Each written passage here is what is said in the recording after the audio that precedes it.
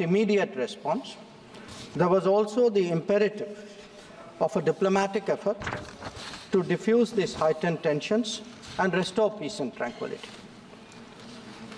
Honorable Speaker, sir, the contemporary phase of our ties with China dates back to 1988, when there was a clear understanding that the Sino-Indian boundary question will be settled through peaceful and friendly consultations.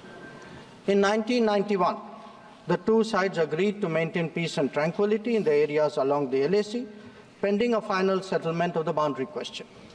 Thereafter, in 1993, an agreement was reached on the maintenance of peace and tranquility. Subsequently, in 1996, India and China agreed on confidence-building measures in the military field. In 2003, we finalized a declaration of principles of our relations and comprehensive cooperation, which included the appointment of special representatives. In 2005, a protocol was formulated on modalities for the implementation of confidence-building measures along the LAC. At the same time, the political parameters and guiding principles for the settlement of the boundary question was agreed to. In 2012, a working mechanism for consultation and coordination, WMCC, was established, and a year later, we reached an understanding on border defense cooperation as well. Speaker, sir, the purpose of my recalling these agreements is to underline the elaborate nature of our shared efforts to ensure peace and tranquility, and to emphasize the seriousness of what its unprecedented disruption in 2020 implied for our overall relationship. The situation arising after our counter-deployment in 2020 called for multiple sets of responses. The immediate priority was to ensure disengagement from friction points so that there would be no further untoward incidents or clashes. This, sir, has been fully achieved, as I will explain. The next priority will be to consider de-escalation that would address the massing of troops along the LAC with associated accompaniments.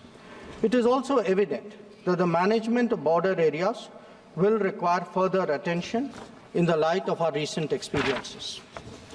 In all of this, we were and we remain very clear that the three key principles must be observed in all circumstances. One, both sides should strictly respect and observe the LAC. Two, neither side should attempt to unilaterally alter the status quo. And three, agreements and understandings reached in the past must be fully abided by in their entirety. Honourable members would appreciate that as a result of the sustained tension and specific developments in the border areas, our overall relationship with China was bound to be impacted adversely. In the new circumstances, it was obviously not possible to continue the normal exchanges, interactions, and activities as in the past. In this regard, we made clear that the development of our ties were contingent on the principles of mutual sensitivity, mutual respect, and mutual interest. Throughout this period, honourable members would also be aware that government has maintained that India-China relations cannot be normal in the absence of peace and tranquility in the border areas. The combination of a firm and principled stance on the situation in the border areas, as well as a clearly articulated approach to the totality of our ties, have been the foundation of our engagement with China for the last 4 years. We have been very clear that the restoration of peace and tranquility would be the basis for the rest of the relationship to move forward. Since 2020, our engagement was therefore focused on these objectives. This took place at various levels involving different arms of the government. I myself have had meetings with my Chinese counterpart, as indeed has my senior colleague, Raksha Mantriji. Our NSA has also engaged his Chinese counterpart, both being special representatives on the boundary question. More detailed discussions were conducted by the Working Mechanism for Cooperation and Coordination, WMCC, at the diplomatic level, Its military counterpart was the Senior Highest Military Commanders Meeting SHMC mechanism. The interactions were naturally very tightly coordinated with a combined presence in the negotiations of both diplomatic and military officials. Since June 2020, 17 meetings of the WMCC and 21 rounds of SHMC have taken place. So, in this background, I would like, sir, to inform the House today about the agreement reached on 21 October 2024 regarding Depsang and Demchok. The twin considerations of an unstable local situation and an impacted bilateral relationship were clearly the drivers for these recent endeavors. These two areas have been the focus of our discussions in both WMCC and SHMC with the Chinese side since September 2022, when the last disengagement agreement was concluded at Hot Springs area. In the lead-up to the October 21 agreement, I had discussed both the specific disengagement issue as well as the larger relationship with my Chinese counterpart in Astana on 4 July and Vientiane on 25 July. Our national security advisors, ours and the Chinese, met in St. Petersburg on 12 September, and the problem in these two areas pertained primarily to obstructions of our long-standing patrolling activity. In Demchok, there was also the question of access by our nomadic population to traditional grazing grounds, as well to sites of significance to the local people.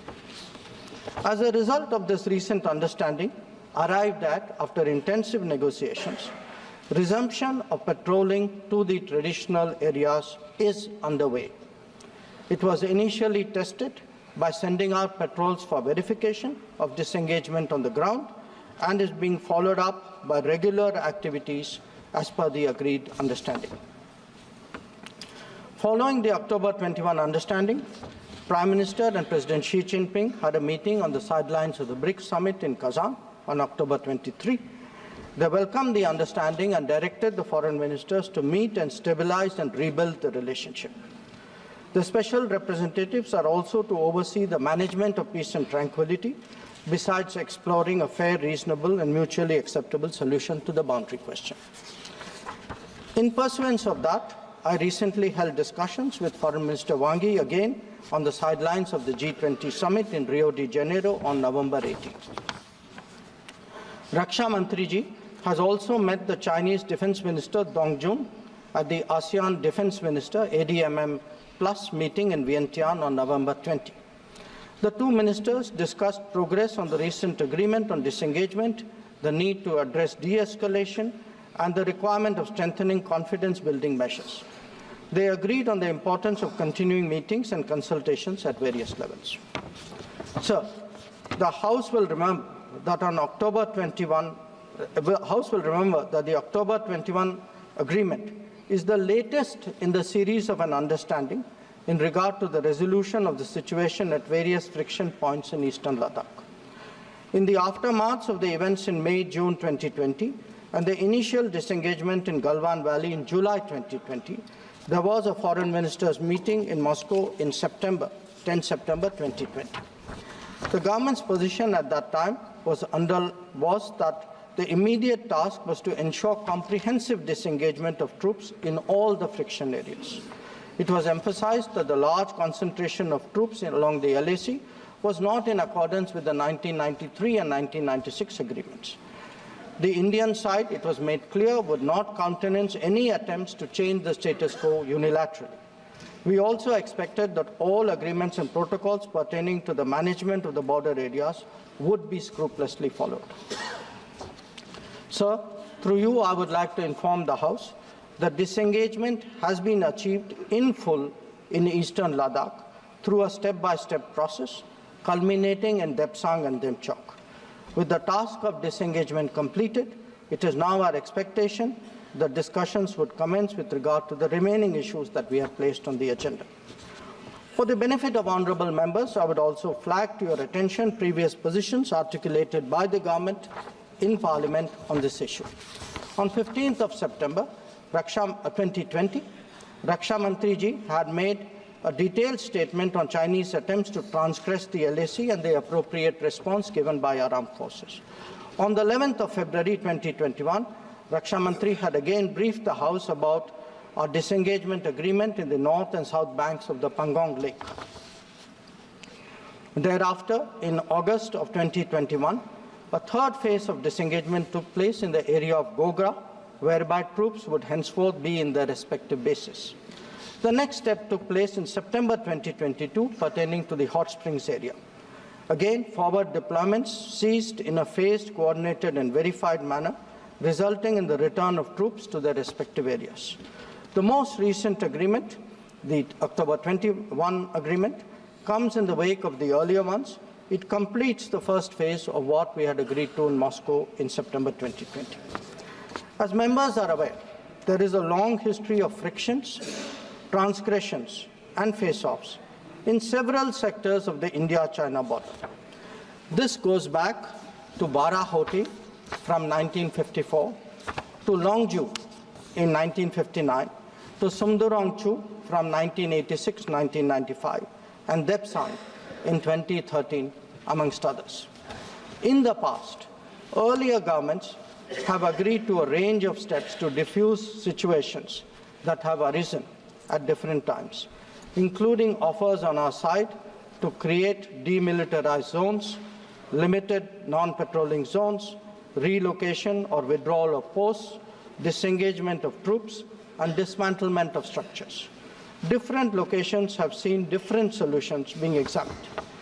Where the October 21 understanding is concerned, our objective has been to ensure patrolling as in the past to the relevant patrolling points, as well as resumption of grazing by our civilians as per long-standing practice.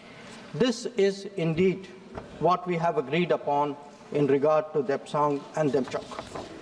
In a few other places where friction occurred in 2020, steps of a temporary and limited nature were worked out based on local conditions to obviate the possibility of further friction. This, I must stress, applies to both sides and can be revisited as the situation demands. In that sense, our stance has been resolute and firm and serves our national interests fully. The ensuring of our national security in this manner is the result of cumulative and coordinated endeavors of many parts of the government, obviously centered around our defense and security forces. The competence and professionalism of our services in this period was displayed in our speedy and effective counter-deployment. In the negotiations with China, the defense and diplomatic arms worked in lockstep to ensure that our national interests were comprehensively met. Sir, in that context, the House would also recognize that there has been a significant improvement in the border infrastructure, which has made such effective counter-deployment possible. This is reflected, amongst others, in the increase of border infrastructure allocations in the last decade. The Border Roads Organization, BRO, alone has incurred 3 times the expenditure level of what it was a decade ago. Whether it is the length of the road networks, of the bridges, or the number of tunnels, there has been a substantial increase over the earlier period. Notable milestones in recent years include the Atal Tunnel to Lahul Spiti, the Sela and the Nechifu tunnels to Tawang, the Umlingla Pass Road in southern Ladakh, and the extended opening of the Zojila axis. Work is progressing on some strategically important roads and airfields in Ladakh. The adoption of new technologies in high altitude, remote, inaccessible and permafrost areas has also been significant. All of this reflects the government's firm commitment to protecting our borders and ensuring that our armed forces get the facilities and the logistical support that they deserve. Finally, sir, let me share with honourable members our expectation regarding the direction of our ties with China in the near future. Our relationship had progressed in many domains, but was obviously negatively affected by recent events. We are clear that the maintenance of peace and tranquility in border areas is a prerequisite for the development of our ties. In the coming days, we will be discussing both de-escalation as well as effective management of our activities in the border areas. The conclusion of the disengagement phase now allows us to consider other aspects of our bilateral engagement in a calibrated manner, keeping our national security interests first and foremost. In my recent meeting with Foreign Minister Wangi, we reached an understanding that the special representatives and the Foreign Secretary level mechanisms will be convening soon. I thank you, sir, and the honourable members for their attention, and I'm confident that the government has the full support in addressing the complexities of this important issue.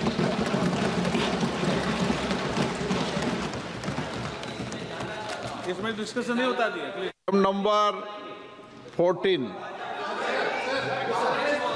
बैंकारी विधिया संशोधन विधेयक 2024 banking law amendment bill 2020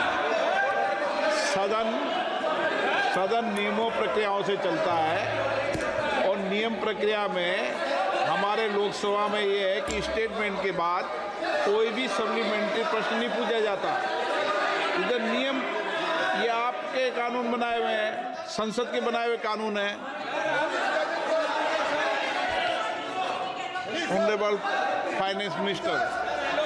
Sir, I rise to move that the bill further to amend the Reserve Bank of India Act 1934, the Banking Regulation Act 1949, the State Bank of India Act 1955, the Banking Companies Acquisition and Transfer of Undertakings Act 1970, and the Banking Companies Acquisition and Transfer of Undertakings Act 1980 be taken into consideration.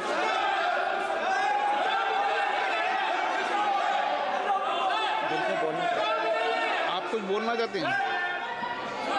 Sir,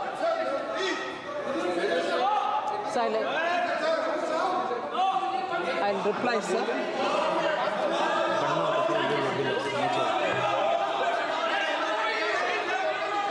एक minute.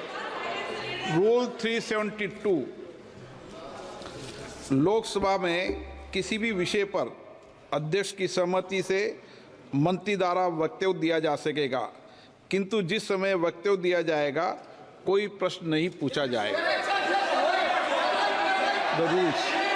आपको कोई प्रश्न पूछना है, आप clarification करना है, आप करनी है, पर अभी सदन तो नियम प्रक्रियाओं से चलता है और सदन नियम प्रक्रियाओं से चलता है तो नियम प्रक्रिया से चलाना पड़ता है।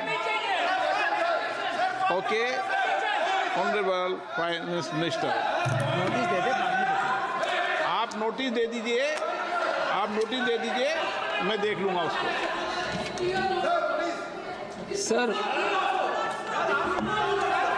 in the Union Budget of 23-24, sir, it was announced,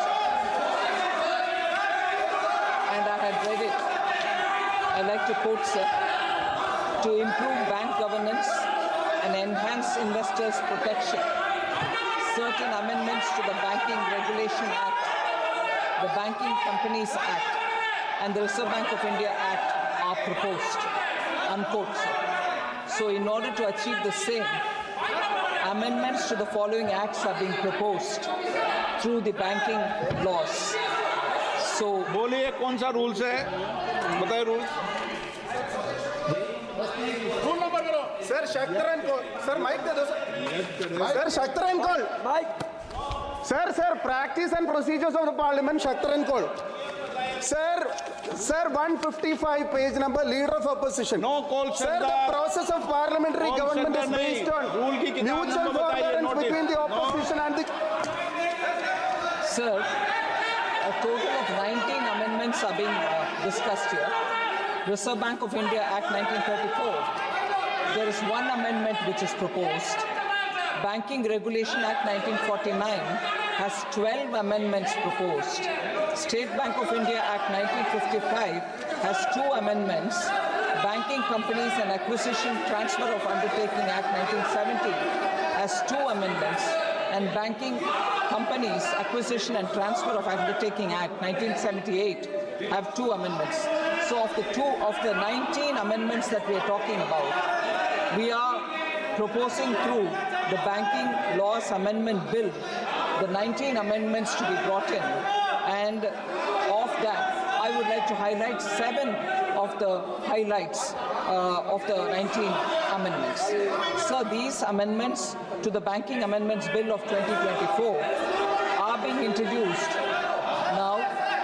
It was actually introduced on the 9th of August 2024.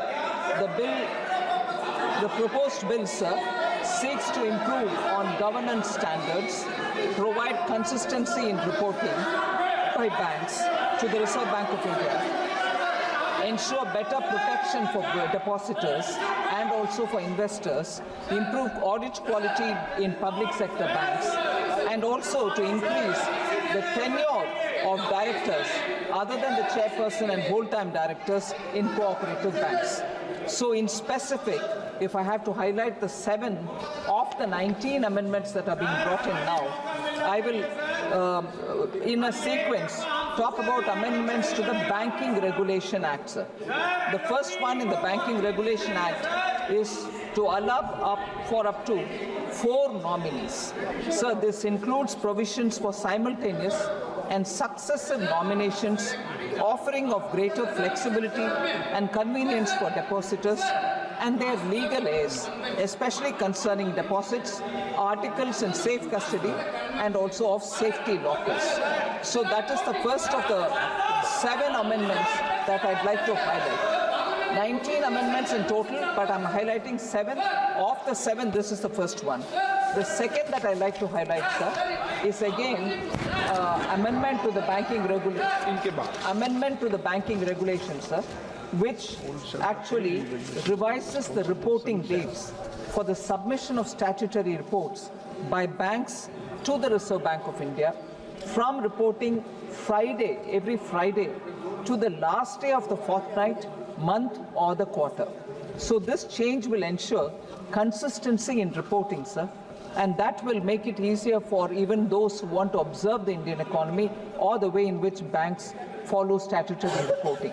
So that is the second of the 7 highlights that I want to say of the total 19 amendments that we are bringing now.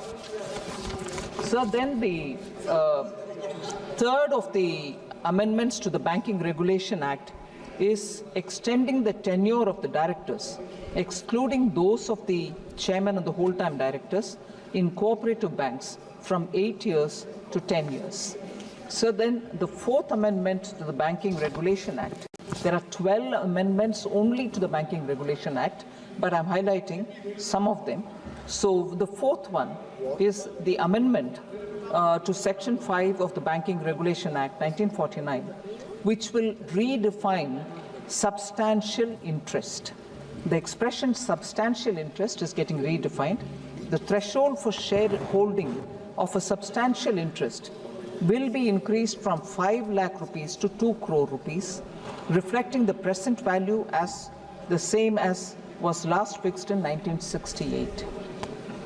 The 5th of the Banking Regulation Amendment Act, sir, I already mentioned that there are total of 19 amendments that we are coming along with now. And of the 19, 12 pertain to the Banking Regulation Act.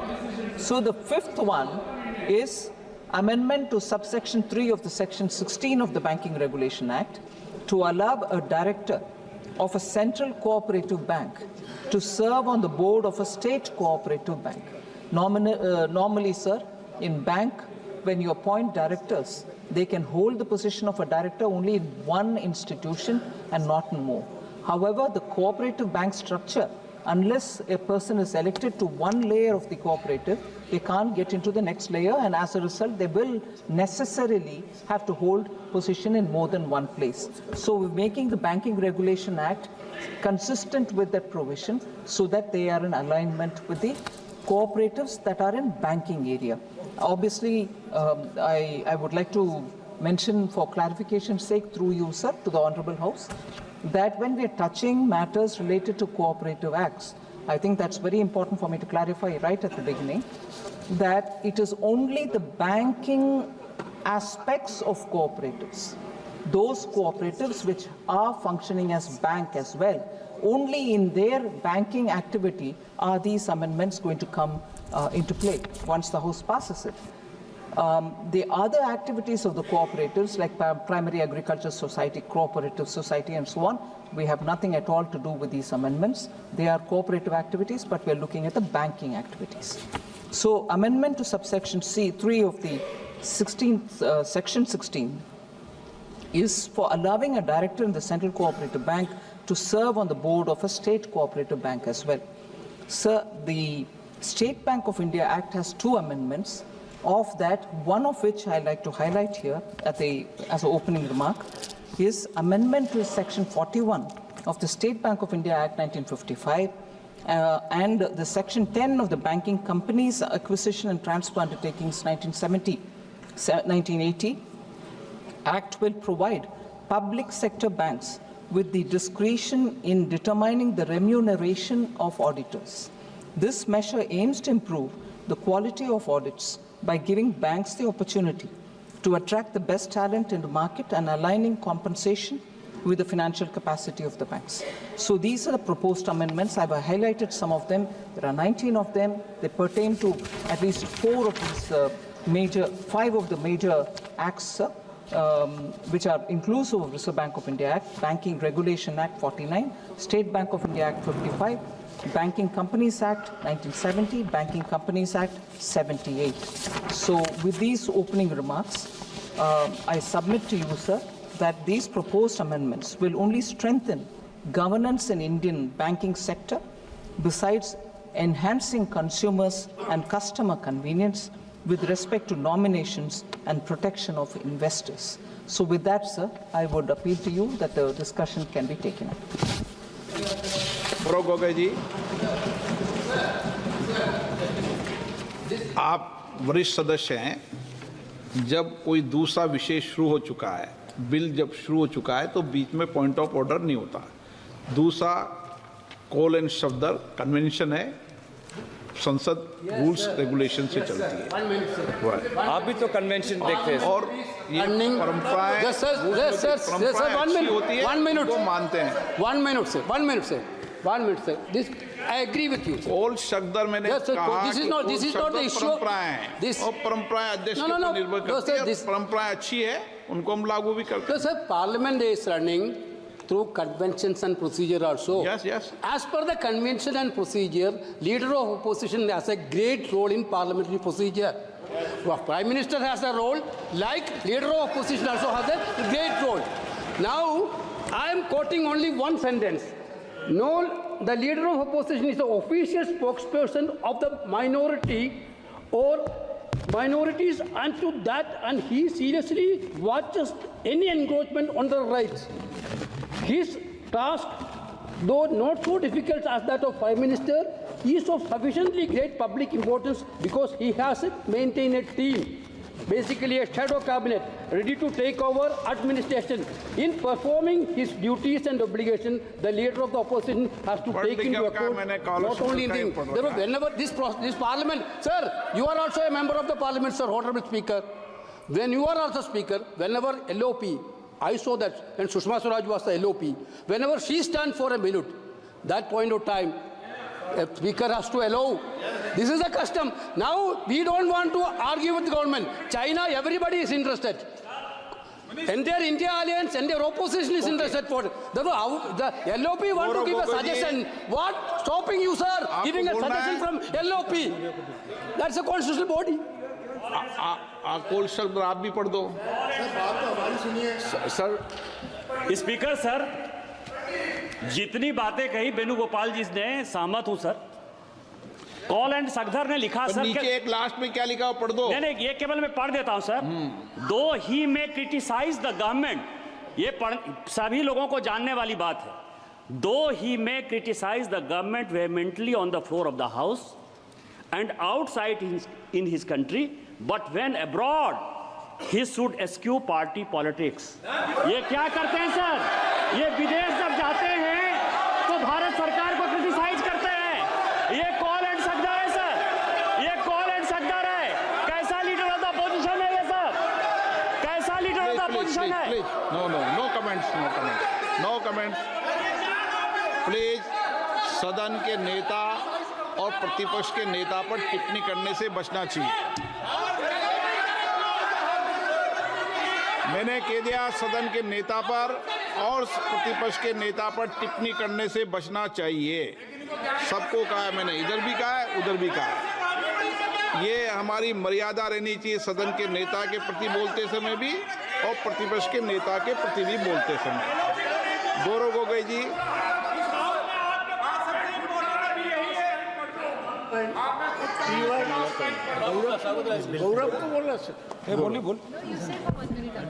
Gaurav Gogoi जी को बोलना है। आपको इजाजत नहीं दी मैंने, गौरव गोगोई जी को इजाजत दी है। आप बोलना चाहते हैं गौरव गोगोई जी, उनका रिकॉर्ड में नहीं जाएगा, नहीं बोलने की इजाजत दी है। आप नहीं दे सकते उनको इजाजत, ये काम मेरा है। जब आप इस सीट पे बैठ जाए, जब डायरेक्शन दे देना। आपका हक है, इसलिए तो हम बोल रहे हैं कि आप एलओपी को सुनिए। आपका ही हक है, आपका ही, आप ही संरक्षक है इस परंपरा की।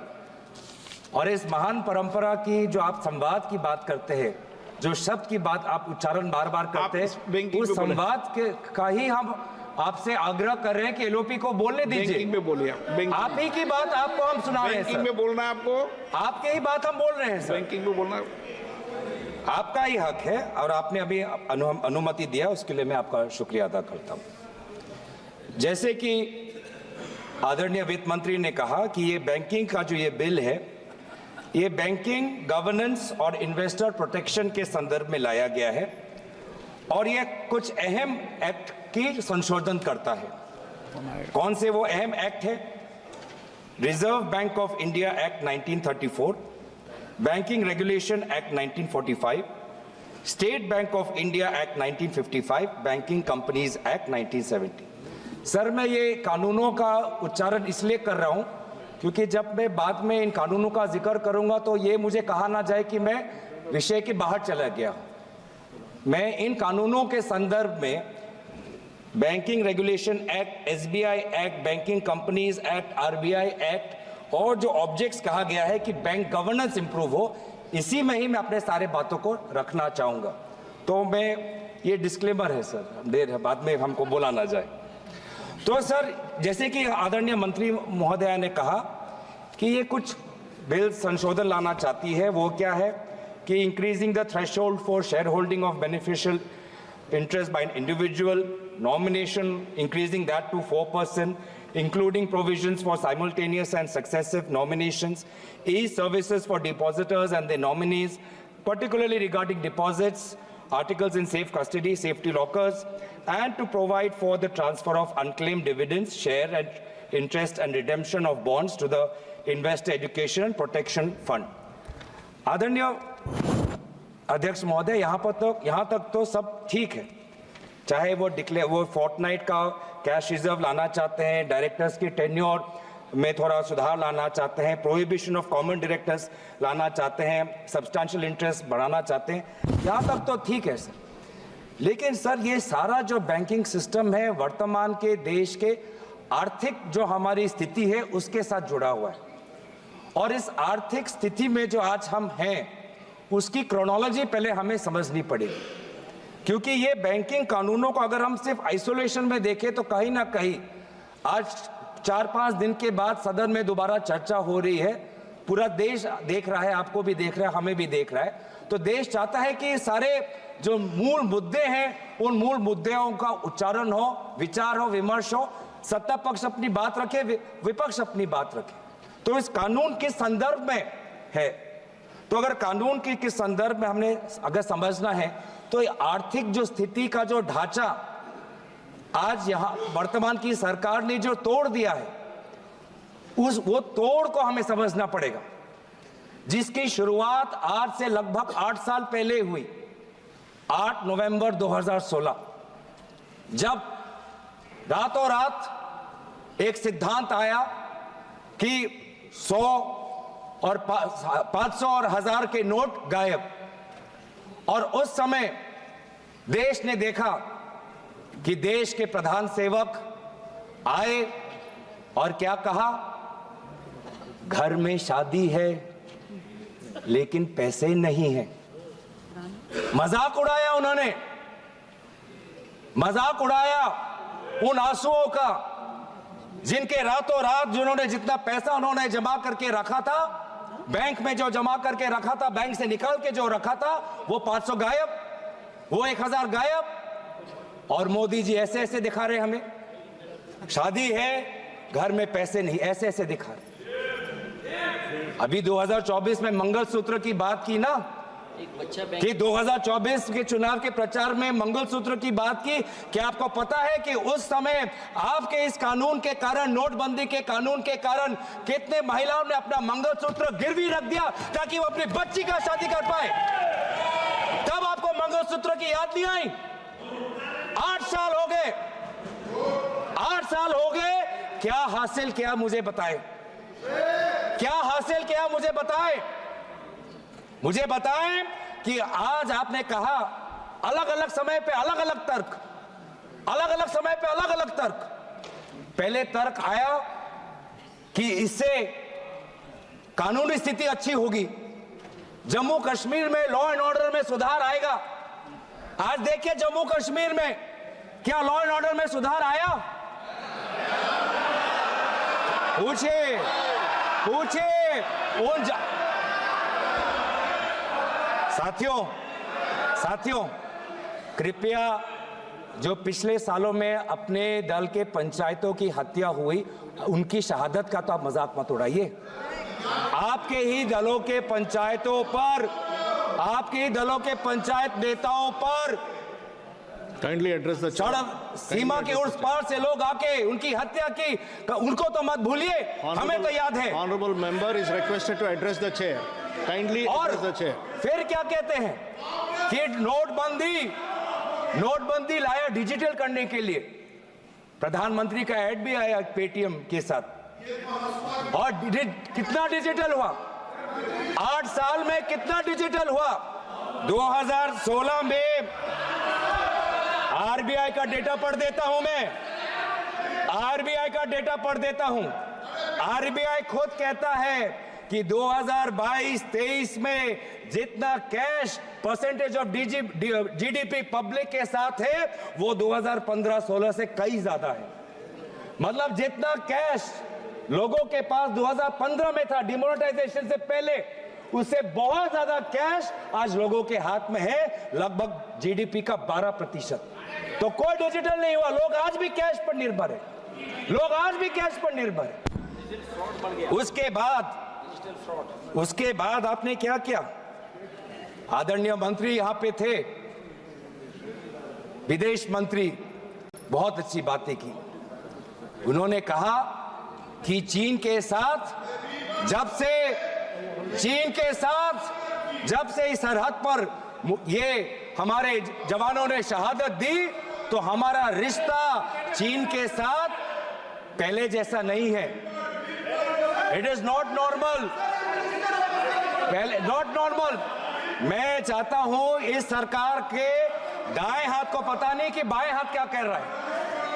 विदेश मंत्री कहते हैं कि जब से चीन के साथ हमारा सीमा पर मुठभेड़ हुआ है, हमारा रिश्ता पहले जैसा नहीं है।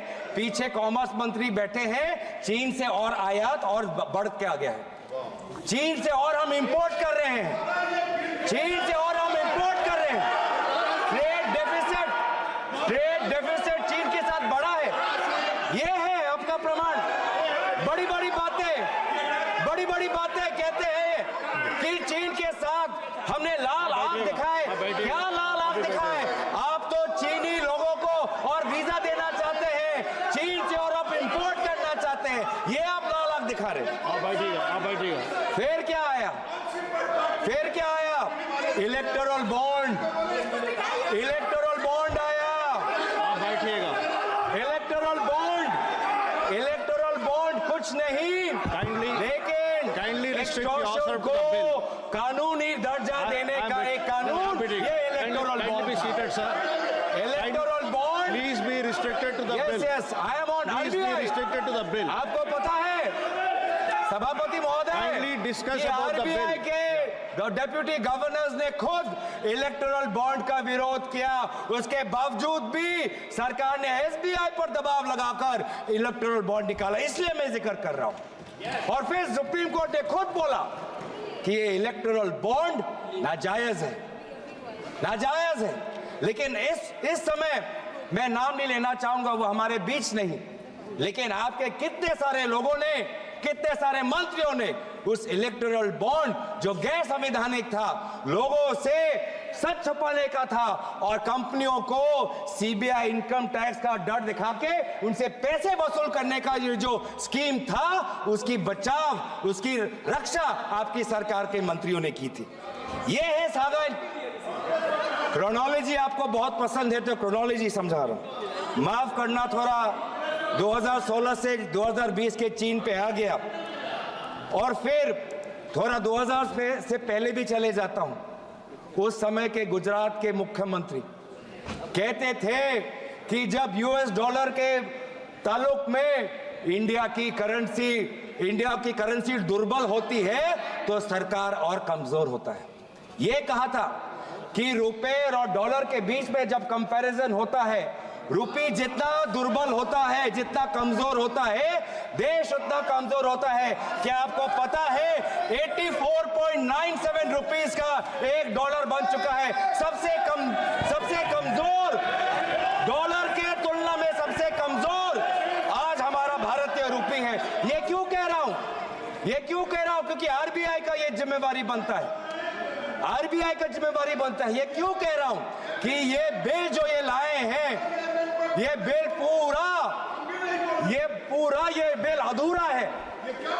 अधूरा है, भारत के अर्थव्यवस्था को और सशक्त करने के लिए आपको एक संपूर्ण और एक ताकतवर बिल लाना चाहिए था। फिर क्या आया? फिर आया जीएसटी ने मेरे असम के चाय बागान पे 18% जो टैक्स The banking system को खत्म कर दिया। talk about the bill. Please discuss about the bill. Please discuss about Tax the bill. revenue भी आता है sir. I'm requesting you again. Please discuss about the bill. Thank you sir. ये GST इन्होंने क्या किया है? ये जीएसटी के द्वारा कमजोर और मध्यम वर्ग के कंपनियों की रीढ़ की हड्डी तोड़ दी और इंसॉल्वेंसी एक्ट लाकर बड़े बड़े कंपनियों को हेयर कट का मुनाफा देकर उन्होंने बड़े कंपनियों को मदद की और जीएसटी के द्वारा छोटे और मध्यम वर्ग की कंपनियों की रीढ़ की हड्डी तोड़ दी। Please discuss about the bill. आएगा, आप चिंता मत करिए। जब सत्ता पक्ष भी आएंगे ये भी बातें कहेंगे, आप चिंता मत करिए। सर टैक्सेशन झूठ बोल रहा हूं, झूठ बोला, अभी तक झूठ बोला कोई? अगर झूठ बोला तो मैं झूठ बोला। Disturbing news coming in from Amritsar. A man has opened fire at Shiromani Akali Dal leader and former Chief Minister of Punjab Sukhbir Singh Badal, Deputy Chief Minister of Punjab Sukhbir Singh Badal. These are the visuals on your screen. Now, what we are told is that the person was immediately overpowered by those present on the spot. Details are awaited. So, this was on his wheelchair. He had been in Golden Temple for the past 2 days. Look at that. The visual and heightened chaos that immediately erupted. Remember, not just tried to attack him. A man opened fire at Shiromani Akali Dal leader, Sukhbir Singh Badal, at the entrance of the Golden Temple in Amritsar. So, just to give you a background of why Shiromani Akali Dal leader was there, he had been at the Golden Temple to perform certain duties, and the Sikh clergy at the Akal Takht also had issued what they called a certain religious punishment, so to say, if there was any mistakes they made during their tenure in the government. So he was there in Amritsar at the Golden Temple for that. Aseem Bassi is joining me for the latest. Aseem, what exactly happened? This is concerning, and I'm surprised someone managed to even have a weapon near the Golden Temple entrance. Yeah, actually, it was basically an attack on Sukhbir Singh Badal. He was performing seva as sevadar outside the main entrance of the Golden Temple, as he was given punishment by Akal Takht Sahab. But one Narayan Singh Chauda, who has a terror background.